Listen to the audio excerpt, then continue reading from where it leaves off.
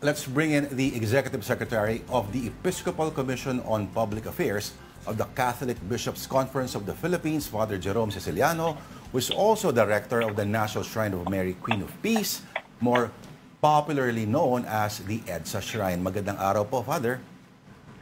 Magandang araw sa iyo, Lord, at sa lahat ng mga nanonood sa inyo. Apo, kasama po natin si Miss Denise Tan.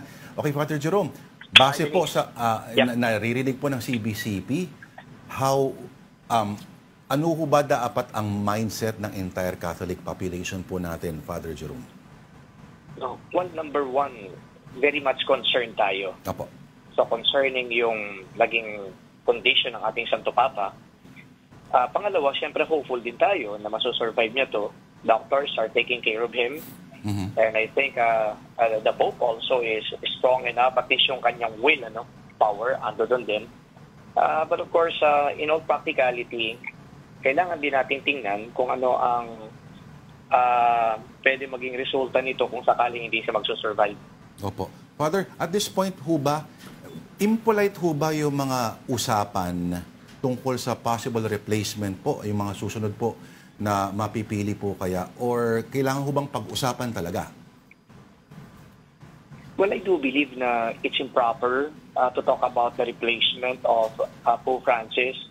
I think we'd rather focus more on praying for the Pope, hoping that one day he is going to get well. Mm-hmm.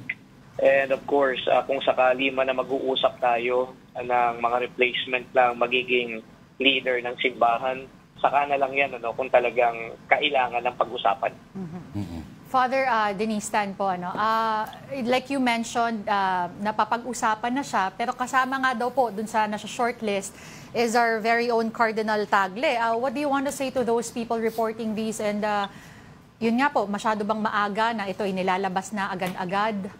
What is your take on that? Well, I'd like to clarify that lahat naman kasi ng cardinal na papasok sa conclave, meron naman din silang possibility na ma-elect. Mm-hmm. In fact, hindi lang mga cardinal sa conclave ang pwede ma-elect. If we're going to be canonical about it, kahit sinong pare pwede ma-elect para maging Santo Papa. Mm-hmm. Pero yung nga lang, in previous years, at least in recent years, ang laging na-elect naman dito ay yung miyembro mismo ng conclave. Mm-hmm. And now, if you're asking me about the chances of one candidate or other candidates, well, sabihin na lang natin na it's going to depend more on what the Catholic Church needs. Opo. Palagay ko, yung mga kardinal naman doon sa conclave, alam nila yan kung ano pang kailangan ng simbahan at sino ba yung tamang tao para pamunuan ay yung simbahan para mag-respond, maging responsive doon sa mga pangailangan ng simbahan. Opo. Father Jerome, ibang klase po ang naging progresibo na mga reforms po supposedly na in-institute po ni Pope Francis. Hindi ho mabilang, Pero marami ho bang may concern ho? Siguro pinagtataka lang po ng maraming kababayan. Hindi ba posible na considering this is one of the toughest jobs in the world at sabihin natin na bakit hindi kaya makapili-pili ng medyo bata-bata naman kahit papano na Santo Papa? Well, yung ganyang mga pananaw, very pragmatic kasi yung approach sa pananaw na yan. Opo. But then, when the cardinals elect the next leader of the Catholic Church, hindi lang kasi yung pragmatic approach ang isinasaalang-alang dito eh. Mm-hmm. So we always believe that that process of electing the new leader of the Catholic Church is always under the inspiration and guidance of the Holy Spirit. Opo. So there's the human factor of considering all the pragmatic considerations. But then again, the Holy Spirit is there, guiding and inspiring the electors. Opo. So kung sino man halimbawa mapipili natin dito, o mapipili nila, ng cardinal electors, then so be it. Palagay ko naman there's wisdom in whoever they are going to choose kung darating na yung araw na yan. Kumbaga, there's an may factor yun na beyond human intervention na. Kumbaga, Correct, Lord. Father, ano naman po ang epekto? What kind of impact does the Pope's illness have on the Jubilee Year of Hope programs? Well, yung mga programs naman ng Jubilee Year ay dire-diretso yan. Of course, may mga activities dito na kailangan siyang magpipreside. But then with this current circumstance that he is into, maaari may kahalili na yung Santo Papa sa mga gagawa nito. Pero kung if we're speaking about the activities at yung iba pang flow of programs, tuloy-tuloy naman yon. In fact, ang dami-dami ng pilgrims sa pumupunta ngayon sa Vatican, sa Roma, bumibisita na doon. At kahit nasa hospital ngayon ang Santo Papa, tuloy-tuloy pa rin naman ang kanilang mga gawain. Babalik po ako doon sa human side, human factor po. Therefore, yung medyo, sabihin natin, some thorny issues po.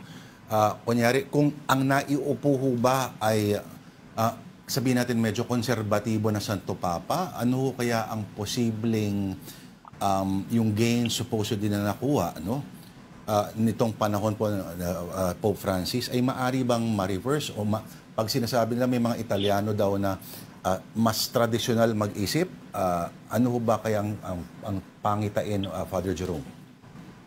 Well, it's quite difficult to speculate and even premature to be thinking along that way. Ang point ko lang naman dito, hindi ito katulad ng parang election sa Estados Unidos na Democrat yung na-elect, palitan natin ng Republican. Yung Democrat, medyo liberal, palitan natin ng Republican kasi medyo conservative. Palagay ko sa simbahan, it's not actually like that. I told you a while ago that it's all about the issues confronting the Catholic Church. And if they see a cleric for that matter or a cardinal to be specific who they thought to be responsive to such needs, palagay ko they're going to that direction. So ayokong tingnan dito na conservative, liberal. Palagay ko we are just limiting our options to these two parang groupings. Wag naman. Ako tinitingnan ko na lang kung ano talaga kakayahan ng cardinal na may elect. Ay so be it. Alam yan ng mga electors, kilala nila kung sinong ina-elect nila. And of course, ulitin ko, nag-uusap-usap din naman sila kasi meron din silang ginagawa na pagpipresenta ng mga issues, ng problema, ng concerns. So they talk about all these things and then they make a decision. Pero yung decision na yon, ulitin ko, hindi lang yon kumbagay human yung approach. Nagdi-discern sila, nagdadasal sila para yung kanilang decision ay na-legitimize ng Holy Spirit. Father, napanood niyo ba yung Conclave na pelikula? Hindi ko pa napanood ng buo pero yung mga snippets nito napanood ko. Yeah. Maganda sa tanong ngayon si Father Jerome kung alin doon yung nakabase sa katotohanan.